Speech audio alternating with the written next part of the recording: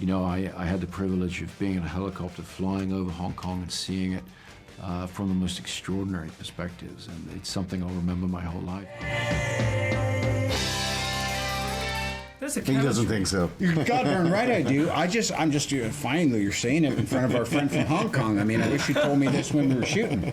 But I really I wouldn't have sought to destroy you. Of you two, you know, just the chemistry between you two is That's so what amazing. I mean. Yeah. Yeah, sometimes I don't know it's from the script or it's something on set, but the chemistry and the trust. I mean, I just enjoy the acting from you guys both. Yeah, you know, he casts his movies impeccably, always. He kind of has a second sight about that stuff. Yeah. Why you hate Opie so much in the movie? Is it purely for the national safety or jealousy?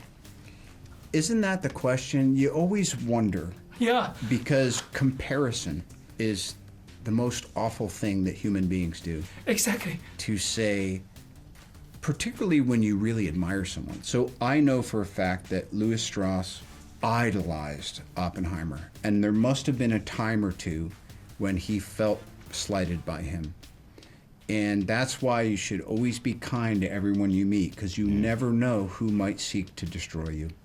Now, that's the little story. The big story is the Manhattan Project and the Trinity test and the aftermath. But again, we were just two guys on set those days, and I think we were contemplating a little bit, isn't it strange that these small projections and jealousies led to so much trouble for both these men? I don't see that in the book. I read the book. But in the movie, I feel the tension. Oh, yeah. I feel that, you know. But that's Chris's brilliant adaptation of the book, you know. It's an incredible script. I mean, the script was one of the greatest things I've ever read, for sure. You know. How you guys well, you're neighbors, right? Yeah. How you enjoy the shooting in the nowhere of the desert? I mean, we loved it because we were all sort of isolated in the middle of the New Mexican desert, and we all stayed in this little hotel with one restaurant. And I don't remember the last time we had that experience where you get to feel like you're at sort of Chris Nolan camp and we're all together in this place. It was very transporting and immersive, the whole thing. So what you do other than shooting? We ate a lot of we ate a lot New of Mexican quesadillas. cuisines. Yeah. So many quesadillas. Enchiladas. So many enchiladas. Damon, will you consider to do more comedies?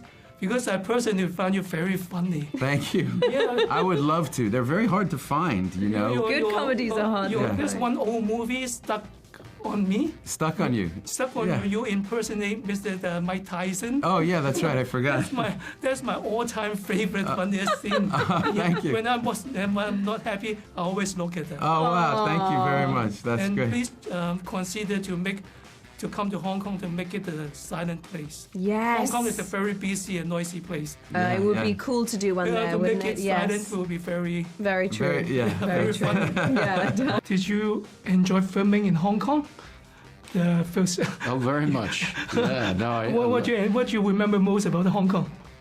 Filming in Hong Kong was wonderful and intense, and you know, I had the privilege of being in a helicopter flying over Hong Kong and seeing it from the most extraordinary perspectives, and it's something I'll remember my whole life. But what I really remember is the people and how welcoming they were, and what a wonderful time we had shooting there. I'd love to shoot something else there. I think you share the same charisma with奧本海默.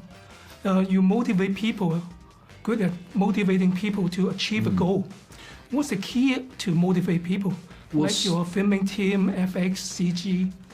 I mean, certainly when we were filming the section of the movie that deals with the Manhattan Project, where Oppenheimer did such an extraordinary job of bringing together disparate talents and getting the best out of them. He wasn't the best scientist there. He wasn't even the most brilliant, but he was the person that General Groves realized could bring all these talents together and make them functional. And there is an analogy with my job and what the director does, and I felt it as we were making those scenes.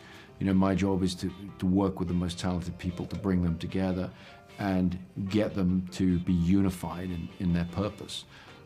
So there were some parallels there, definitely. 即刻用 ViuTV App 同上 ViuTV 免費重溫，更多精彩節目任你選擇。